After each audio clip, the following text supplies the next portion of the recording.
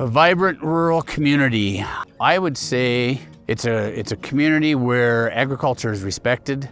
The community supports agriculture, supports all aspects of agriculture, supports that producer.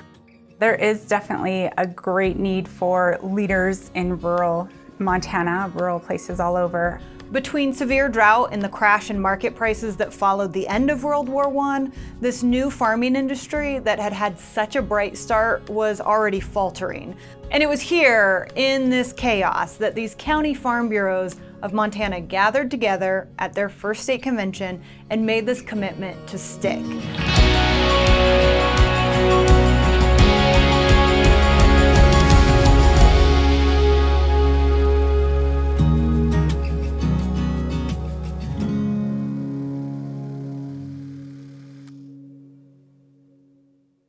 Wilson B. Harlan was one of my favorite characters in the Farm Bureau history book, especially in this early history. He was just a fascinating man. So W.B. Harlan was a Civil War veteran. He enlisted in the Union Army when he was 16 years old. He was discharged at 18 at the end of the war, and there he paid Captain Robert E. Fisk $100 to join in an expedition west. Now, Harlan couldn't afford a wagon in the train, so he chose to walk the 1,035 miles on this lightly traversed northern route from St. Cloud, Minnesota to Last Chance Gulch, Montana Territory. Harlan spent the next 2 years panning for gold around gulches and riverbeds and mountain passes near Helena. But like most in his era, he came out none the richer. He found his way later then to Stevensville, with his sights set on a little bit more permanent career, something more stable. It was here in the Bitterroot Valley, which is often cited as the birthplace of agriculture in Montana, that Harlan chose to start his career in agriculture. And he had only been ranching in the valley for about 5 years when he was approached to help organize the Bitterroot Valley Lodge of the Patrons of Husbandry, more commonly known as the Grange. This was a fraternal organization that marked one of the early national efforts to organize agriculturalists. Harlan was instrumental in forming the local Grange and eventually became the first president of the Montana State Grange Association. Later, Harlan would go on to serve as the first president of the Montana Fruit Growers Association, the first president of the Ravalli County Fair and Racing Organization, and later as a representative in the first and second Montana state legislatures. Montana has the second highest leadership demand in the whole country. And so what that means is 1 in every 22 adults in Montana need to hold some kind of a leadership position just to kind of run the things that are currently running. The Farm Bureau helped us fund a research study on newcomers to our rural communities, communities all across the state. So what we know from that is that there are people moving into every single community in the state. So we have, yes, people are leaving our rural communities, but people are coming into our rural communities as well. And they're moving into our communities because they love what it is right now. Our towns are changing. They're definitely changing, and a lot of that is outside of our control. Those changes are happening all across the globe. They're just more evident in our rural places, in our small towns. So they've always changed. They're continuing to change, but they're still attractive to people, and people are still moving there and wanting to make that place home. So I am still very hopeful because there is a high quality of life in our rural communities, and I don't think that's going to change. In the 1880s, the Bitterroot Valley was in the infancy stages of developing what would later be known as the Bitterroot apple boom. So in 1880, commercial apple production in the valley harvested about 1,000 bushels, which still seems like a lot for a frontier territory that still didn't even have train transport. It was here that Harlan decided that he wanted to take a risk and try something different. And he was criticized heavily for it, as most people are when they try something new. He wrote at that time that the establishment of those first orchards in the Bitterroot Valley gave him courage to try something new. He wrote that he bought several hundred apple trees and set them out against the advice of his neighbors, one of whom, and I quote here, one of whom said that he was a fool for planting apple trees on good wheat land.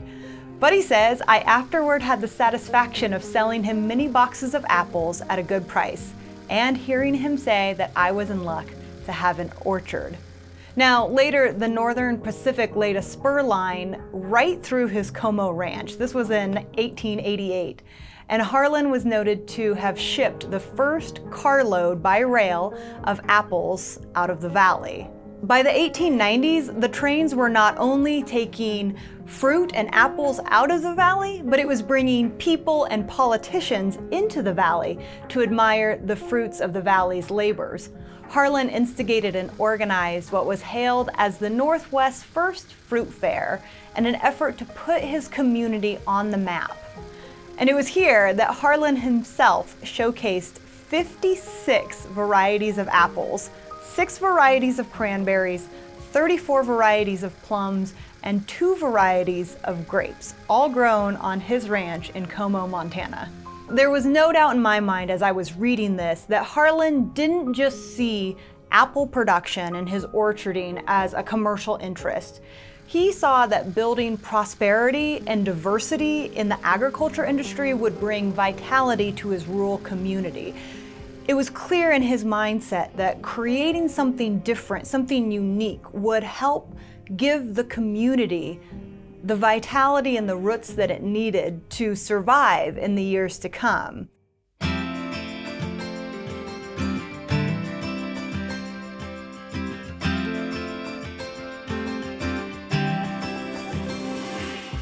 We're doing our best to support Montana agriculture as much as we can.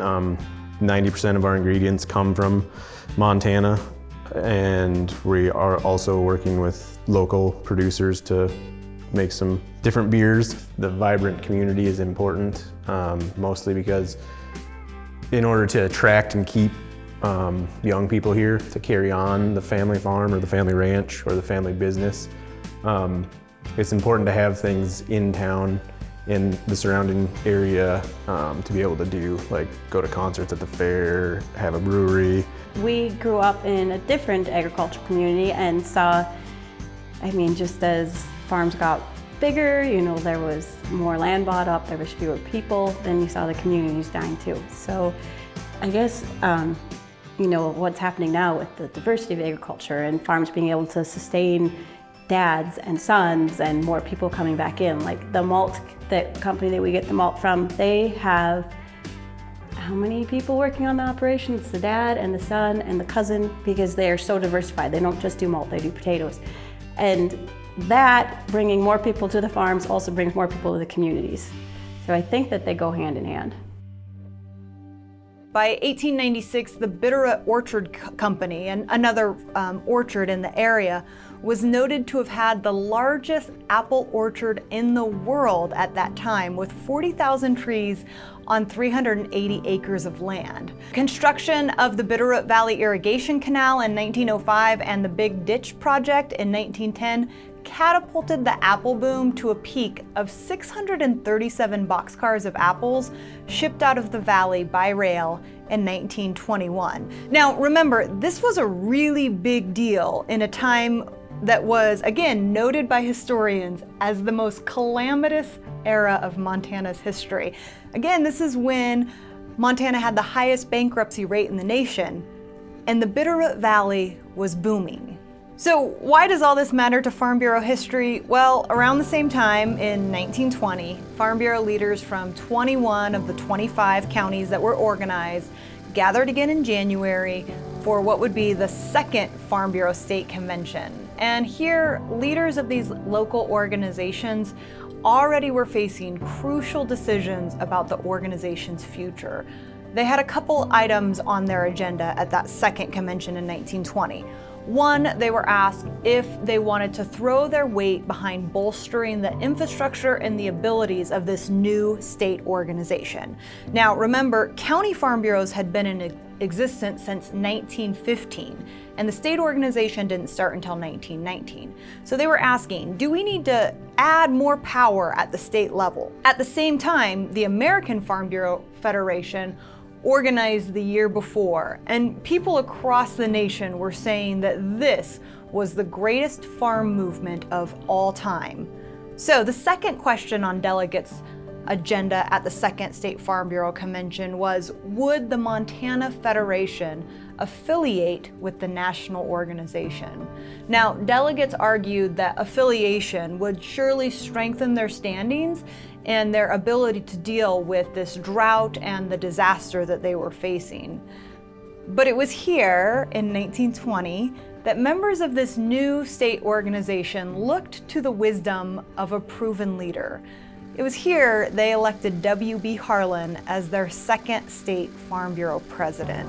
Harlan's 73 years old by now, but he hasn't slowed down at all. One of my favorite newspaper clippings that I found when he was elected was from the Great Falls Tribune, and it reported that Harlan possessed a greater degree of life and nerve than many men half his age. And he demonstrated that by jumping out of an airplane above the Ravalli County Fair, holding an American flag, dropping from a height of 3,000 feet from an airplane. So he hasn't slowed down, he's still a trailblazer, and he's still plenty bold, but he's continued to focus that trailblazing and innovation and boldness on the development of his rural communities. And it was from the experience that Harlan showed that he led the Farm Bureau leaders to resolve there in 1920 that their most important work was still at home.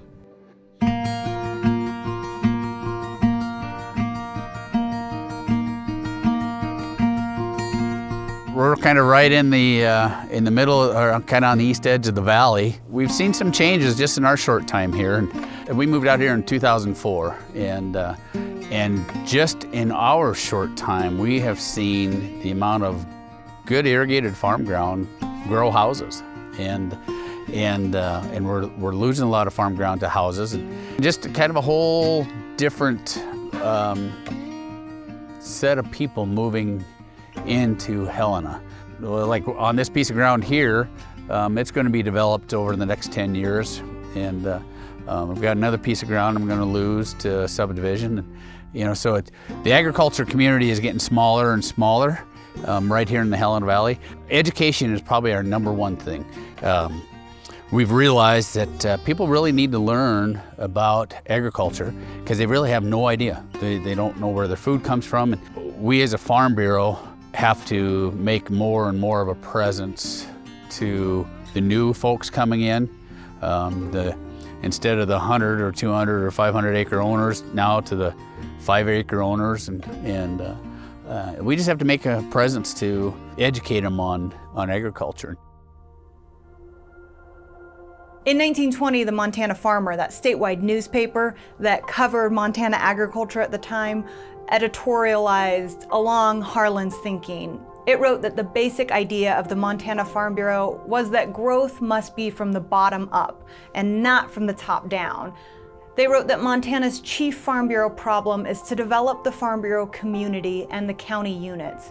And they said that this must be done before the Farm Bureau could stand firmly on its feet. B Harlan was an inspiring leader to me in so many ways, but primarily because he showed this great balance between innovation and putting down roots. So obviously, the Bitterroot Valley is no longer known as an orcharding hotspot in the country, right? The effort that he put into orcharding at the time was an effort to think differently and invest in the community and maybe just try something different to build a bridge to the next thing. In 1921, the Farm Bureau represented 1 out of every 3 farmers in Montana.